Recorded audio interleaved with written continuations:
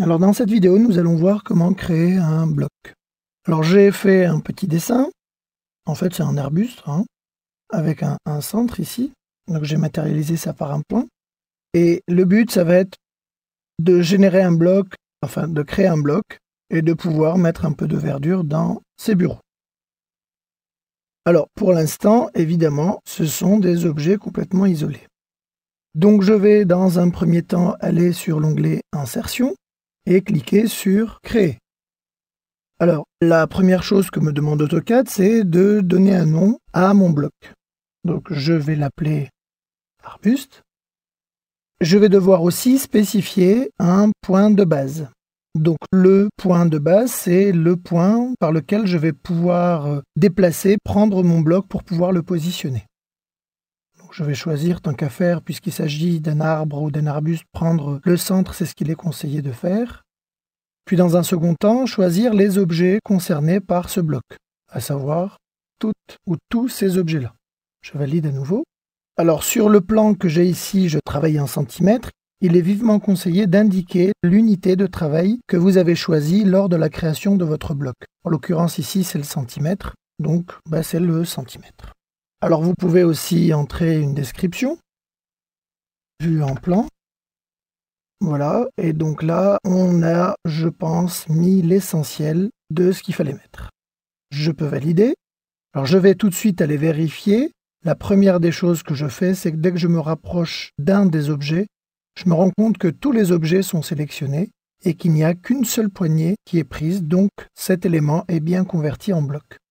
À partir du moment où j'ai converti mon élément en bloc, je peux aller dans Insertion. Et je me rends compte que dans la liste de mes blocs, j'ai tous les blocs de mon dessin, mais je vais aussi retrouver arbuste que j'ai créé.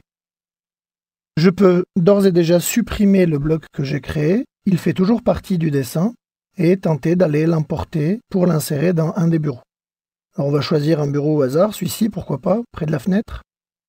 Je vais demander donc une insertion de bloc, arbuste. Je vais spécifier le point d'insertion à l'écran. L'échelle est déjà spécifiée, l'angle de rotation, il n'y en a pas. Le bloc est bien en centimètres. Je dis OK. Et vous voyez que j'arrive avec le point d'insertion et je peux ici aller positionner mon bloc. J'ai aussi la possibilité, si je veux insérer mon bloc, de demander à ce que l'échelle soit spécifiée à l'écran. À ce moment-là, j'insère mon bloc, je positionne mon bloc là où il faut. Alors je vais le faire un petit peu chevaucher sur le mur ici et je vais spécifier mon échelle d'insertion. Si je veux un arbuste un peu plus petit, je vais mettre 0,6, je vais valider. En X, j'ai choisi 0,6, est-ce que je veux le même facteur d'échelle en Y? Je dis oui. Et voilà, j'ai un arbuste 60% plus petit que celui-ci. Donc dans le cas d'arbres ou de végétation, ça marche très bien. Alors évidemment, à éviter lorsqu'il s'agit d'éléments de la bibliothèque type fauteuil par exemple. Donc voilà. Alors j'ai évidemment la possibilité de générer autant de blocs que je veux. Par exemple, ici, j'ai un petit palmier que j'aimerais convertir en bloc. Je vois bien que ce sont des éléments séparés. Je vais donc recréer un bloc en allant dans Insertion, Créer. Je vais cette fois-ci l'appeler palmier. Je vais choisir un point, et là, ça va être le centre à chaque fois.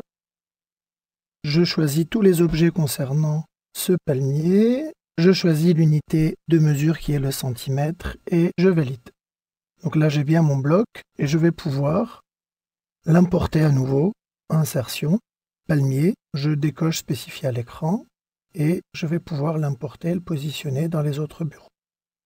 Alors copier un bloc, ça fonctionne aussi très bien, c'est-à-dire que si vous copiez un bloc, l'élément que vous allez copier reste en bloc évidemment, c'est-à-dire que vous pouvez comme ça en mettre un peu partout, ça restera toujours le même élément.